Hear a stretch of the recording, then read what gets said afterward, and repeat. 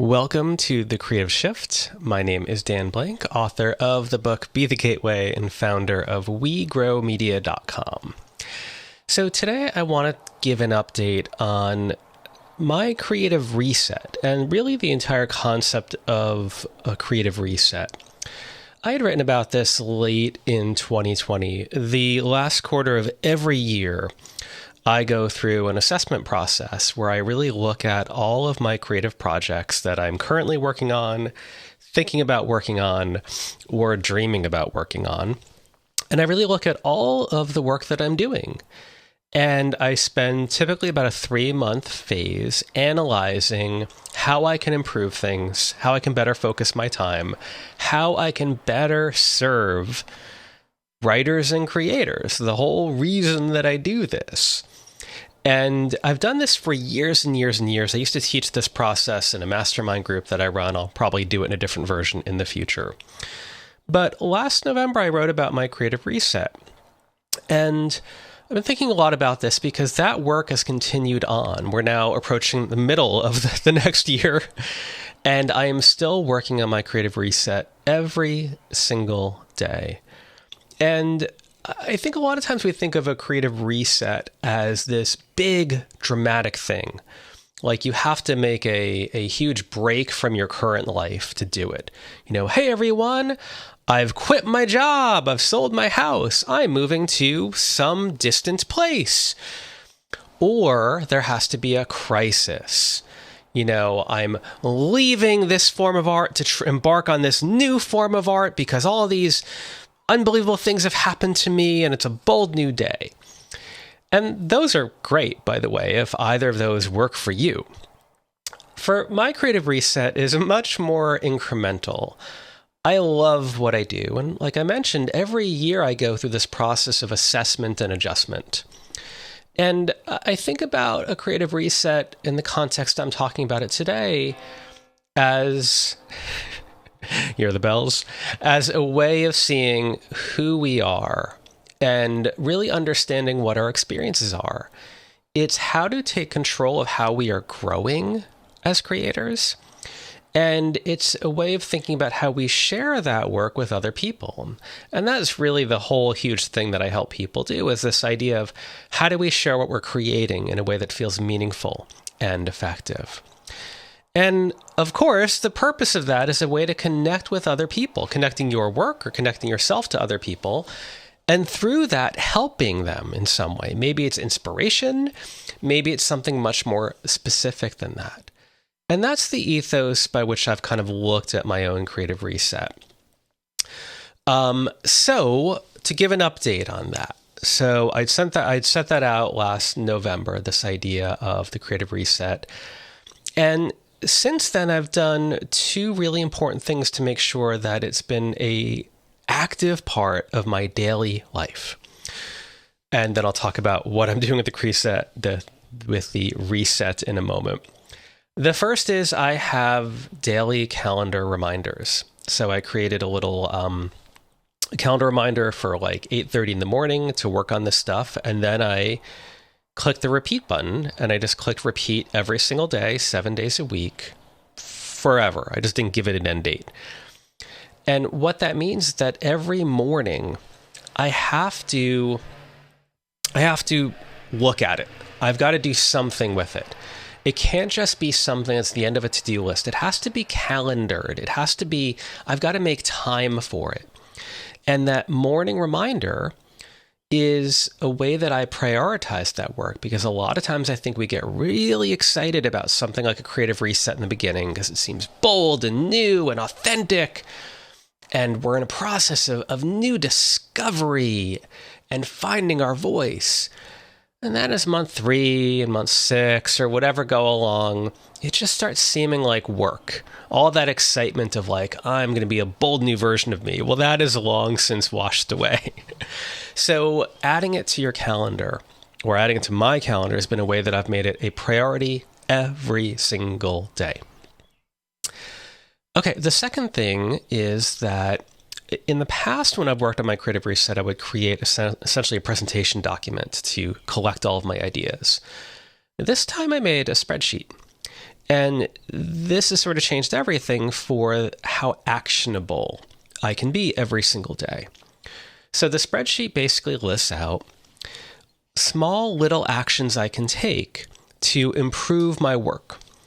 And each action has a category. So some of these are about improving my consulting process, or it's about improving my podcast. So there are categories. And then with each line of that spreadsheet is not a big thing I want to change. It is a micro specific action that I can take, because that way I can look at it each day, see what ones I'm working on, make an improvement, click done.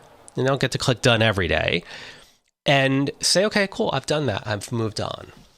And that's really the key here, is that when I do this every day, when I open up the spreadsheet, some days I'm working on this for 2 minutes, because the key is to take an action every day. And I think that's the key, for me anyway, of not just getting mired in this big, huge creative vision that never really connects with people. So if I'm making a small improvement every day, or let's be a little more realistic, every week in a series of small actions, that means that it's getting out there. That means that other people are seeing these little incremental improvements, whether they know it or not. And the key about that too is that I'm seeing those improvements. So I want to talk a bit about the specific things I've been working on in the last, 6 months or so of working on my creative reset. So the first is maybe the stuff that you don't always see. I think you see it in my newsletters, but I've made massive changes, I would say, in the last year, but certainly the last 6 months, to my consulting process. I work with a lot of writers and a lot of creators.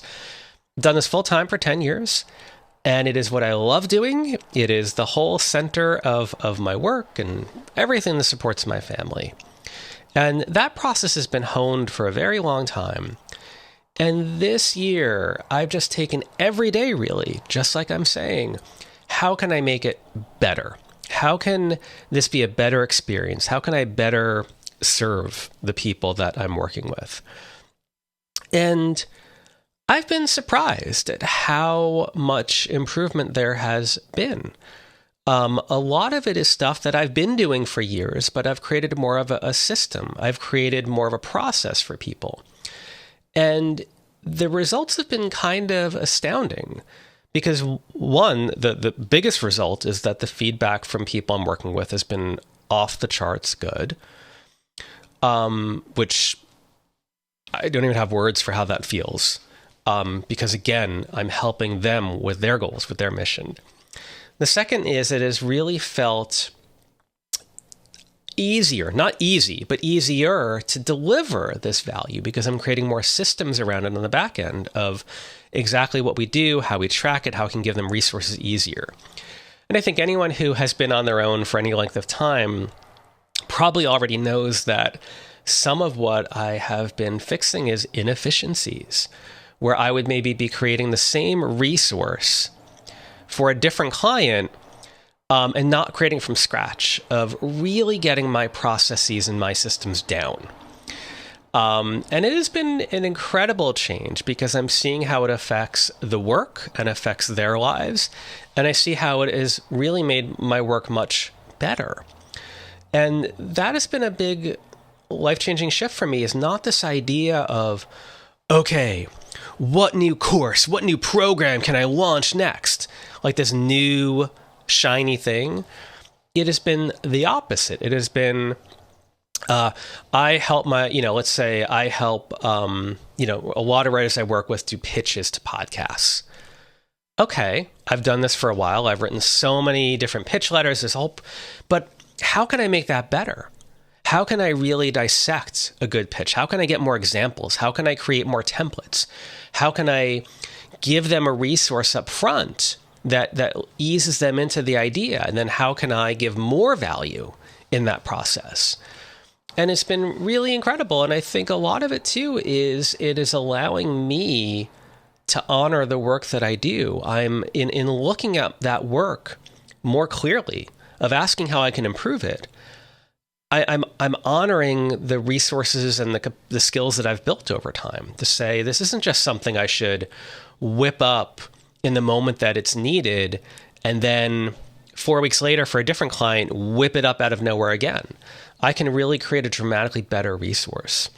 So that's been the first big thing. And this is, again, I'm working my dream job. Every day I work with writers and creators.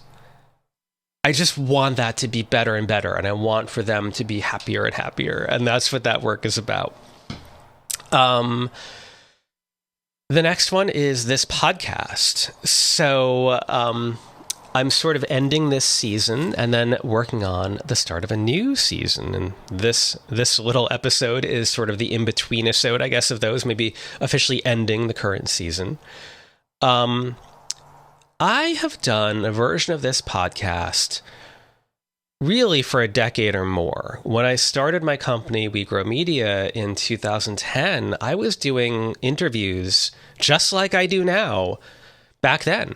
And it took a lot of different formats. At first, it was videos shared on a blog, and then I created a proper podcast, and then I sort of stopped doing the podcast, and I restarted the podcast in a different form, and then I renamed the podcast.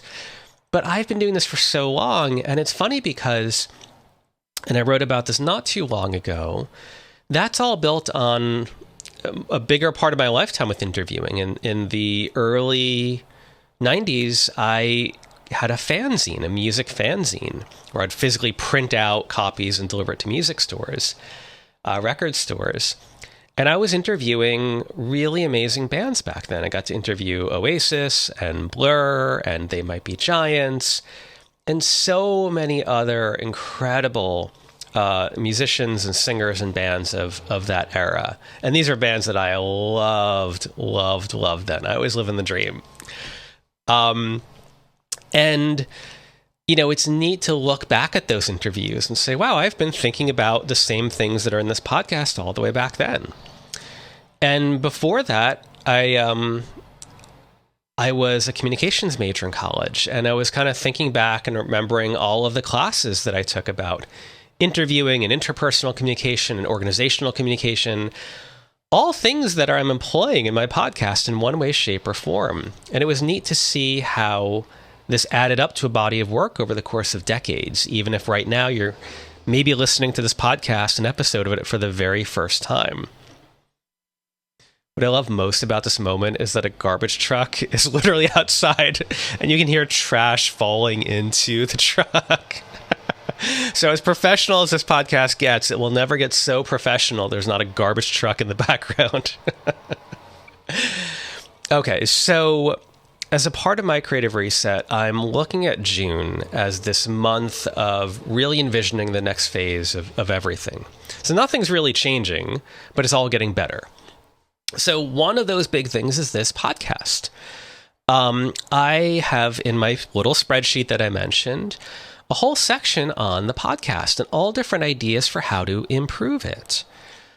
And it's been really fun just getting that down, just dumping some ideas there, and I'll really dig into it more in June. But it's been really neat to think about, wow, I've done this for so long, but I've always treated it like a hobby, because quite frankly, this podcast is a hobby. I do the podcast out of pure joy because I love meeting creators who inspire me. So what you're seeing is just me feeling like I have this incredible opportunity to meet these people and to learn about them, and it's just incredible. So because of that, quite frankly, I feel like I've never really focused on promoting the podcast, of making it something more than just a fun hobby. And I think I should. I think I should because I love it. And I think it would better serve the guests. And I think it would better serve everyone who at all touches any of the work that I do. So I'm focusing on that. I am adding video to the mix, which I used to do. It's funny, the things that you did years ago when you stopped doing for probably good reasons, and you're like, oh my gosh, like, why aren't I recording these on video? And then being able to use that in a lot of different ways. Because one, I'll record on a video, I don't publish the video. But to share that in different ways, to share excerpts of it on social media, all of that stuff. So now I am improving my whole video setup and getting that. And for the next season, I'm kind of looking at a 52-week calendar, which I've never done before, of mapping out what does a year-long episode look like? What kinds of guests, what kinds of creators, what kinds of topics, what kinds of themes? And really starting from a blank slate, starting with nothing. That has been really amazing to look at the specificity of it and the kind of big picture. So that's the other thing I'm doing. I am back at my studio, I guess half or full time now, which is a big shift from the previous year. And that already feels amazing. It's just been a couple days, quite frankly. I've been home with my family because I wanted to be there with them, as you know, everything was a little more complex with managing things in the last year, and I wanted to fully be there with them, working from the home office. But now I'm back at the studio, and of course, no surprises, it has given me an incredible amount of physical space, of mental space, of focus to really dig into this work in a bigger way. And it has also allowed me to really rethink what is my schedule, what is my ideal schedule. And again, we're not talking about big shifts here. We're talking about incremental changes. And I've worked different versions of this in the past. I have a very specific schedule that I do each day and each week. I can do a whole other episode about that. But it's made me rethink things, which is like, do I want one day of the week which is nothing but a creativity day? I can't do client work and I can't take any calls. I've had this in the past. I've done this several years ago where I'd have Wednesday as the day where I didn't open email until like 2 o'clock or something. So it meant that whole morning I'd have no calls and I would only do creative work. I'd work on my writing or work on creating something bigger. And I don't know if I'll be doing that again, but it's something I'm thinking about. And I like that idea where if I happen to have a job where I have some flexibility with that, don't just fall into the same routine. Think about what would decrease my anxiety, and again, better serve the people that I'm trying to help and better serve my creative goals. The other big one, and longtime listeners and readers of my work will be familiar with this. This one is I will be opening up the draft of my latest book. This book I've been working on for years. I mean, years. I have started from scratch on this book, I think 4 times. There's a really, really evolved draft of the book that I was working on a year ago, and then I just stopped. Everything got a little too busy last year. And I haven't touched it since then. I think it's 75,000 words, and it was bigger. I mean, what I've been doing is cutting it down and honing it. So I've not opened it yet recently. I'm curious to see what's there. But I'll be working on that, and that's, I think, a big creative goal for me over the summer is what I think. I won't really decide that until June. But that's a big one, and that's one that I think anyone who's listening, regardless of your craft, will recognize, is that idea of working on a bigger long-term project that is sometimes very difficult to find the time for in your otherwise busy life. And I was really intentional when I set it aside. I'd been working on it very diligently, and I said, with everything, looked at everything in my life and said, you know, some things have to go. This I'm putting on the back burner. I will get back to it. And I am. And beyond that, I'm really excited about social media. And I think that's really about being back in this space and it being spring and all of that, where I'm so excited for being able to share more resources and more video and helpful advice and whatever it's going to be. So I'm very active on Instagram and Twitter. I have a Facebook as well that I keep updated, but I would say Instagram is where, you know, Instagram and Twitter get a lot of my social media attention. Been good about keeping it up in the last year with everything else, but I think there's so much more I could do that would be really fun and really helpful, and I'm excited about that. And some of these things all wrap together, where if I'm working on the book and I'm doing video for the podcast, well, that same video setup can be used for social media and all of this stuff. And then maybe for the podcast, I do mini interviews on social media. There's all different ways this can work together. That is an update on the concept of the creative reset, and an update on my specific creative reset. I would love to hear from you if you ever undergo any process that is remotely similar to this. Email me at dan@wegrowmedia.com. That's dan@wegrowmedia.com, or find me on Instagram or Twitter at danblank. That's BLANK. And I will be working very hard on the next season of the podcast. I do not think it will be very long between this season ending and that one beginning, but I also want to give myself the space to decide that. In the meantime, I have a weekly newsletter. Go to wegrowmedia.com and sign up for that right on the homepage. I've sent that out every Friday for 15 years. Again, find me on Instagram and Twitter and Facebook at Dan Blank. And check out my book, Be the Gateway. All right. Thank you so much for listening until the end.